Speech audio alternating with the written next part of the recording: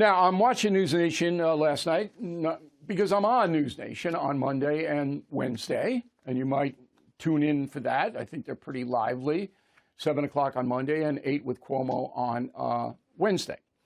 So Cuomo's got Tulsi Gabbard on because Ms. Gabbard has a new book. It's already a bestseller. And he drops this on her. Go. So the former President Trump, your name is supposedly on a short list. Do you agree with that statement? Would you serve with President Trump? I've heard the same thing that you have. If asked to serve in that way, I would be honored. Straightforward answer. Tulsi Gabbard is an interesting story. Okay, born in American Samoa out in the Pacific.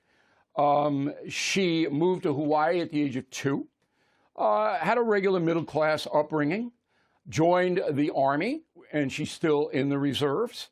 She is a lieutenant colonel. Impressive. Served in Iraq, 2 tours. One was in Kuwait, one was in Iraq. And then, of course, as you know, was a congresswoman from Hawaii for 8 years, 4 terms. And she joins us now from Washington, promoting her book, For Love of Country, Leave the Democrat Party Behind. Okay, so we're happy to have you on the program here. It's going to be different than the other interviews you've done. Do you ever get tired of the pinhead in the media asking you the predictable questions? You ever get tired of that? Sometimes I wonder, like, you know, I get they talk to a lot of people, but I don't know. A little uniqueness is what I count on you for, Bill O'Reilly. All right, well, you'll get it here. When I do my book interviews, I just swallow it.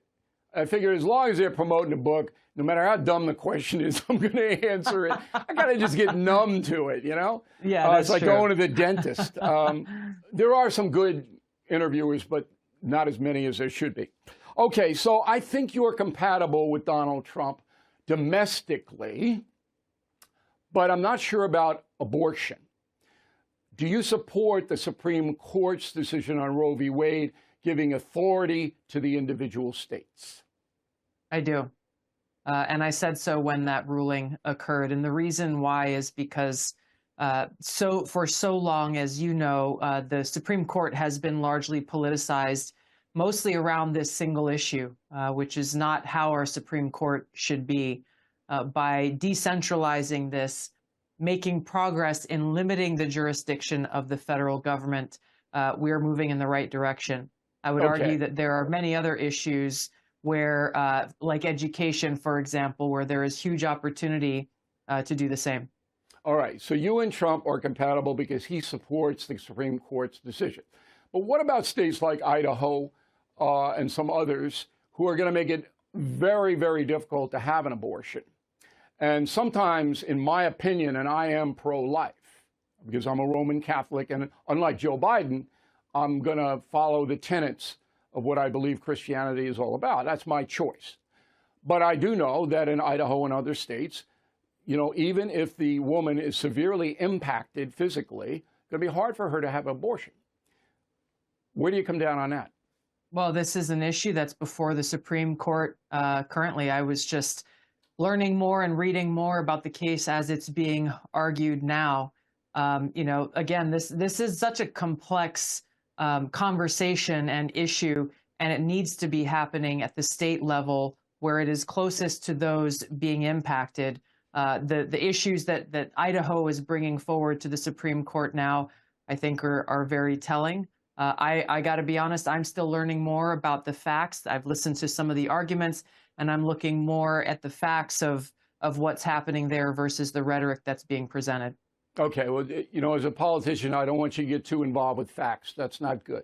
You got to be, okay, being a wise guy, but Fair that's warning. me. Yeah, that's me. So if you get the VP nod from Trump, which you are under consideration, I can tell everybody that. I know that to be a fact. You would be the first surfing vice president. Okay, I don't know if Dick Cheney was a surfer, but I don't think he was. I kind of doubt it. Maybe I shouldn't prejudge, but first surfing vice president, first Samoan vice president, and the first Hindu vice president. That is some trifecta there. Have you thought about that? No. To be honest, no, not No, really. okay. Well, that was the only softball. That's the only softball question I'm going to give you. well, here, I'll tell you this, Bill. We've seen how different people have occupied the White House and presidents, vice presidents. You know, what was it? Like they've got the bowling alley now. There used to be a pool. I don't think there's a pool there anymore. No pool. I wish that there was a wave pool somewhere in the greater D.C., Northern Virginia, someday Maryland when you're area. president, you can have it installed. When president can do anything, you can have a wave pool in there. I don't know that would be the wisest use of taxpayer dollars for the record. However, it would be If nice. you are on the Trump ticket and you guys win, I want to see Trump and Waimea Bay with you on the board. That's what I want to see. And then I can die after I see that. No, don't do that. Okay. Now, softball is over. Now we go into foreign policy. Now, it is here where it gets a little dicey for you, Congresswoman. This is what you said May 16th, 2022. Go. What we do know is that the Biden administration has failed to clearly define any objective in this proxy war in Ukraine. They've failed to define what winning looks like. So clearly there is no end in sight without that being defined. Okay, so I've been very clear, and the Biden administration is not clear on anything. But if you listen to Blinken and Sullivan, they basically say we ought to stop Putin. We're not going to beat Putin militarily. But British intelligence this week reported Putin's losing 1,000 men dead every day in Ukraine, 1,000. And his position in his own country and in the world is much weaker than it was 2 years ago. So that's the end game, to make it impossible for Putin to expand his totalitarianism. The man is a murderer. He's a killer, okay? And to send a message to Xi and other tyrants that this will not be tolerated in the world. So am I wrong because I continue to support American aid to Ukraine? It still is there is still not a clear end state. At what point is that defined? They say they want to stop Putin, stop him from being able to extend his incursions, whether it's in Ukraine or in other countries. At what point is that defined? At what point do we stop sending hundreds of billions of dollars to Ukraine? At what point do the Ukrainian people find peace in their own country and stop seeing the killing and death of their own people? You can't be a predictor of that. My feeling is if Trump's reelected, he'll make a deal with Putin, okay, because they have some kind of relationship that nobody understands. But I think that has a much better chance if Trump is president than Biden. But it's like the Cold War. How long did the Cold War go on? From 1945 until Reagan knocked it back 30 years later. And what were you going to say? We're not going to stop Soviet expansion because we don't have any end game? This is the same thing, is it not?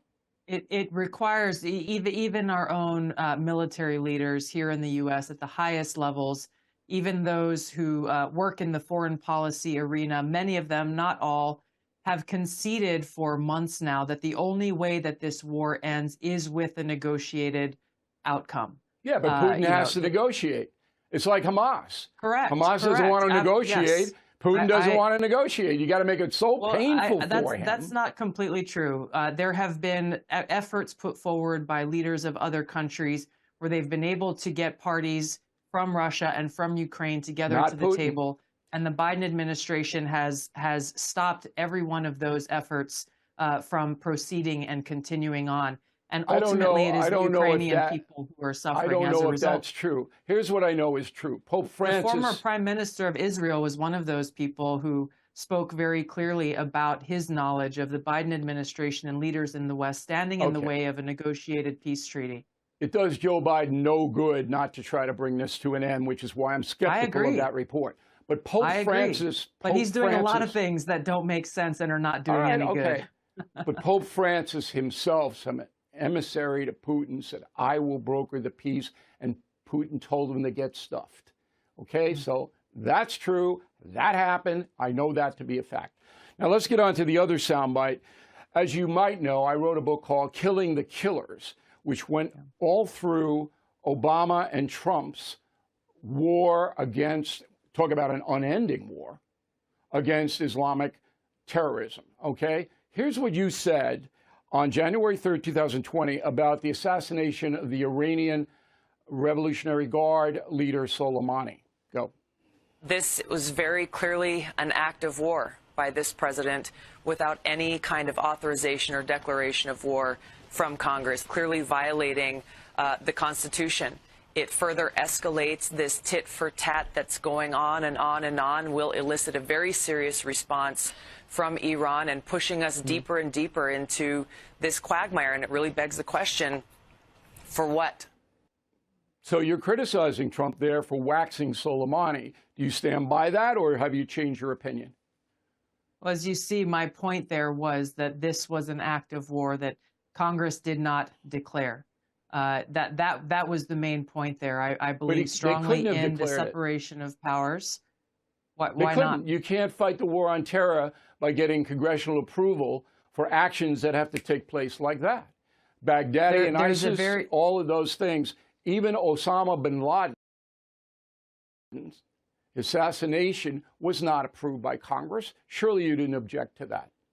Congress, I supported. I was not in office at the time, but have spoken out and supported the continuance of those authorities that Congress did pass, the authorization to use military force to go after al-Qaeda and those terrorist organizations that came after us on 9/11 and that have popped up and continued to morph into different groups like ISIS, al-Qaeda, and so forth. I've been very outspoken about the need for a defeat radical Islamist terrorism. Okay, the difference and distinction there on the war powers is this was a high general in the Iranian military. Yeah, that is a different. But he was a terrorist, designated terrorist, because he killed civilians. The War Powers Act that Bush the younger signed gives the authority for the president to do it. He had the authority to kill Soleimani al-Baghdadi.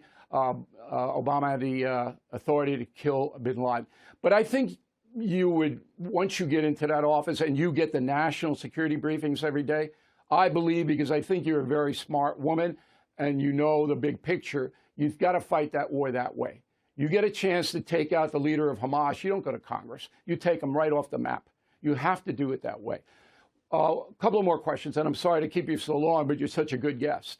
And I want everybody to read your book, because I read your book. And I'm so busy it hurts.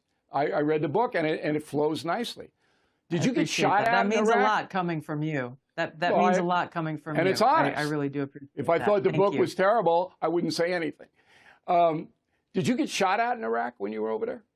A lot of mortars and indirect fire on almost an everyday basis. Okay. Because you were over there a year, and then you went back to Kuwait. And you're a lieutenant colonel, right? And you're still in the reserves, right? I am. I was deployed to East Africa a couple of years ago. We'll be taking a command of a Army Reserve battalion here on June 1st. I think you have the strongest resume of any vice presidential person being considered by Trump. Final question. Hawaii. I love Hawaii.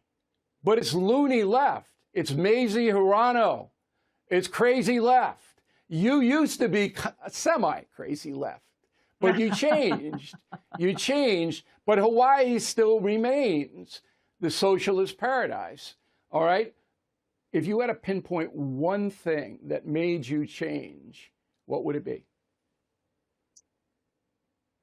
One thing. There are so many things that you saw in the book, but really what it all boiled down to, Bill, was about the Democrat elite not only opposing, but trying to undermine our fundamental rights and freedoms. Because that is at the heart of everything. That is who we are as a country. And when we have people in power, when we have people in power who are trying to shut us up, they're afraid of a free people. They're afraid of a free society. They're afraid of a democracy where we get to decide who gets to serve in the presidency and in power. They're terrified because they know deep down inside we will see the truth about their abuse of power and we'll throw them out of office. And that's what I hope happens in November. Well, we'll see. I mean, it's a big turning point. So that was a boring interview. I bet you that was one of the better ones, right? It was great. Yes, absolutely. No question. You don't have to say that. You can, you know. I know I don't have to. All right. Thank you, the Bill. book is For Love of Country, Leave the Democrat Party Behind. Great gift for mom on her day coming up on a Sunday, or anybody who wants to learn about an honest politician. I believe Congresswoman Gabbard is that. Thanks for appearing, and we'll talk again soon, I hope. Right. I look forward to it.